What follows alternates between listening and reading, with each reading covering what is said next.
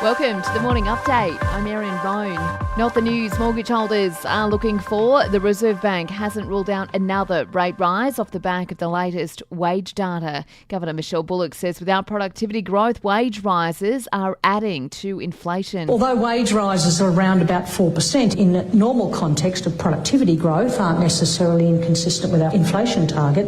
If we don't have any productivity growth, they're on the high side and they're going to contribute to rises in costs.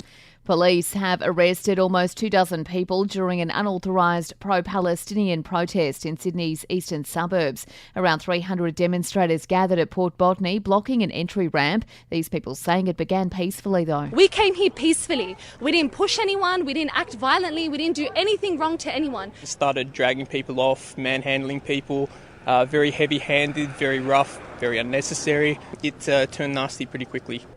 It comes as Israel's Prime Minister summons his war cabinet as hopes grow of a truce agreement in Gaza. The deal involves the release of Israeli hostages by Hamas and a 4-day ceasefire in the tiny territory. US President Joe Biden says negotiations are at the final stages. We're now very close, very close. We could bring some of these hostages home very soon.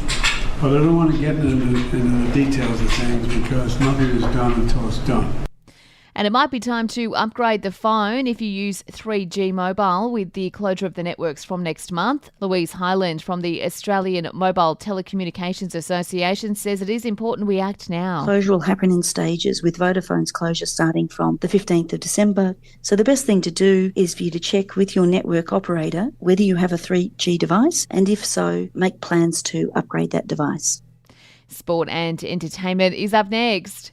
The Socceroos have taken a win over Palestine in the second round of World Cup qualifying. The Aussies nabbing a 1-0 win in Kuwait. Harry Souttar with a goal in the opening half. Extraordinary. Good win to Souttar. 1-0 Australia. Harry Souttar has his 10th goal for his country in just his 22nd appearance. It follows their 7-0 mauling of Bangladesh last week. In the Women's Big Bash, the Sydney Sixers have beaten the Brisbane Heat by 6 wickets, while the Adelaide Strikers had a win over the Sydney Thunder. In entertainment news, and BBC have swung the axe, taking Top Gear off the air for the foreseeable future. Andrew Flintoff was injured in a crash while filming the show last year, recently reaching a settlement rumoured to be worth £9 million. The broadcaster says it has decided to rest the show. And Post Malone has surprised fans at a New Zealand bar, the singer picking up the mic to rock out with the band at Danny Doolan's Irish pub in Auckland. He is currently in the country on tour.